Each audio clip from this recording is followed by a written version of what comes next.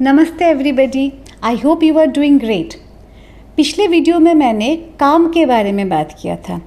हम इंडिया में जानते हैं ना, काम, क्रोध, लोभ, मोह, इन चारों की तो बहुत बदनामी है। But I wanted to tell you that whatever God has given us, nothing is useless, nothing is bad. हमें केवल समझना है कि हमें कौन सा इमोशन कितने मात्रा में चाहिए और हमें किस दिशा में इसको लगाना है। कल जैसे मैंने बताया आपको कि काम बुरी चीज़ नहीं है, पर जब हम उसको अपने सबकॉन्शियस माइंड में ले जाते हैं, डिस्ट्रक्टिव यूज़ करते हैं, तब वो बुरी चीज़ बन जाती है। जब हम इंसान नहीं रहते, जानवर बन जाते हैं अपनी खुशी के लिए, अपनी कामना के लिए, then it is negative. Otherwise ये काम, ये डिज़ायर हमें भगवान तक भी ले जा सकते हैं। और जो इतनी सारी इच्छाएं लोगों की पूरी होती है, अच्छी कंस्ट्रक्टिव वाली, ये एक कामना, एक डिज़ायर से ही शुरू होती है। उसी तरह से क्रोध जो है, normally anger is taken as a very negative emotion. पर आपको सुन के हैरानी होगी कि आज जो साइकोलॉजिस्ट हैं, जो रिसर्च करते हैं, जो आपके मेंटल डॉक्टर्स हैं, हीलर्स हैं, you know what, they are researching and they have come up with the conclusion that anger can be a very positive emotion अगर हमने उसको कम मात्रा में, या in English if I say, if we use it in moderate quantities. I'll tell you why anger is important, but before that let me also give you an analogy. अगर stress और anxiety ना रहें तो क्या हम better perform करने के लिए मोटिवेटेड होंगे?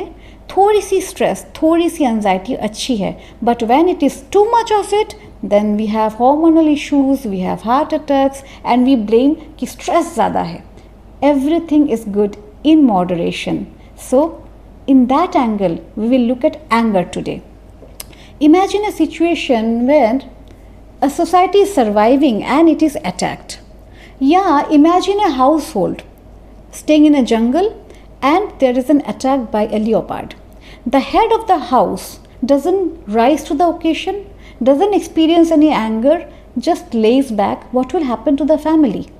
There has to be a leader, there has to be a person who experiences anger to the extent it is needed and then fight and keep the family, the legacy, the culture, the country protected. In a similar way, अगर हम रिश्ते को भी देखें, एक marriage है मान लीजिए, I know I come back to marriage time and again because I am a marriage counsellor, पर हम मैरिज को नेग्लेक्ट नहीं कर सकते in the sense that family हमारी सोसाइटी की यूनिट है।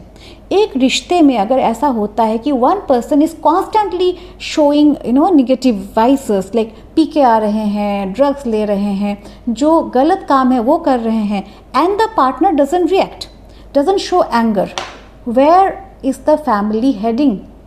बट अगर पार्टनर ये दिखा दे, treat me well else I leave, मुझे अच्छे से ट्रीट करो, गलतियां मत करो बियॉन्ड परमिसेबल लिमिट्स, नहीं तो मैं इस रिश्ते को, इस घर को छोड़ के चली जाऊंगी या चला जाऊंगा। Unless and until that anger is there, can the family be really healthy? अब इस एंगर से आती है गोल। जब हमारे अंदर गुस्सा आता है ना, हम अपने लिए गोल्स बनाते हैं। हाँ ठीक है, मैं घर से निकल गई हूँ, I have protested against something wrong, now I will stand up for my values, now I will stand up on my own, now I will be financially free. देखिए, एक एंगर, एक छोटी सी एंगर से कितनी अच्छी चीज़ें हो रही हैं। सो हम ये देख रहे हैं कि एंगर के कारण हमारी सर्वाइवल इंस्टिंक्ट्स ट्रिगर हो रही हैं, you know, and this can also help us to protect our country, our nation. अब आप ही सोचिए ना, हमारे देश को कितना बार अटैक सहना पड़ा है ना, बाहरी ताकत आए, उन्होंने बार बार अटैक किया, पर आज हम सरवाइव कर रहे हैं तो कुछ रियल एंग्री मैन के लिए। They rose to the occasion, they fought for the injustice. The paths could be different. Some might have taken the path of non-violence, some might have chosen violence. But root क्या था? Anger. क्यों anger थी? क्योंकि उन्हें freedom चाहिए थी, केवल अपने लिए नहीं, अपने पूरे देश के लिए। सो एंगर हमारे देश के इंडिपेंडेंस का भी रीज़न बना, है ना। In a similar way, I can also tell you one more benefit of anger. Many of us have experienced betrayal in our life. Betrayal से पेन होता है। आप इमेजिन नहीं कर सकते, there are times when people feel suicidal and you know what scientists are saying, if that pain can be redirected towards anger, the pain will reduce. थोड़ा सा ज़्यादा नाराज़गी आ गया, अपने में गुस्सा आ गया, इससे हमारे अंदर का पेन कम होता है, तो इंसान सर्वाइव भी तो करता है ना, क्योंकि otherwise if you are submerged in pain you will enter a phase of depression. इसके बाद पता नहीं where is the end to it. Another thing I will come to is sense of source. There is a anger which is a very rare kind of an anger experienced by very few, I would say the blessed ones. उनको anger आती है अपने शरीर का और शरीर related हर चीज़ के impermanence पर, कि मेरा बॉडी इतना टेम्पररी है, मुझे मिलने वाली खुशियाँ इतनी टेम्पररी है।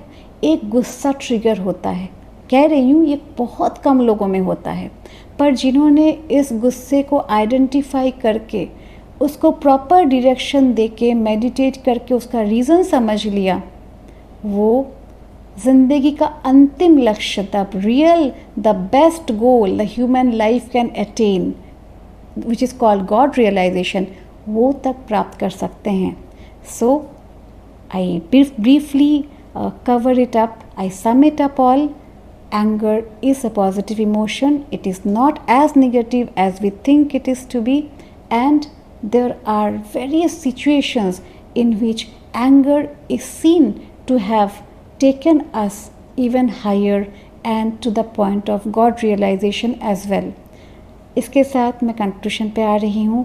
Please subscribe to my channel, share this so that people get to know that there are a variety of thought process which can generate within us, and we can really educate ourselves and evolve. Mention your thoughts in the comments below and I'll see you soon. Thank you so much. God bless you.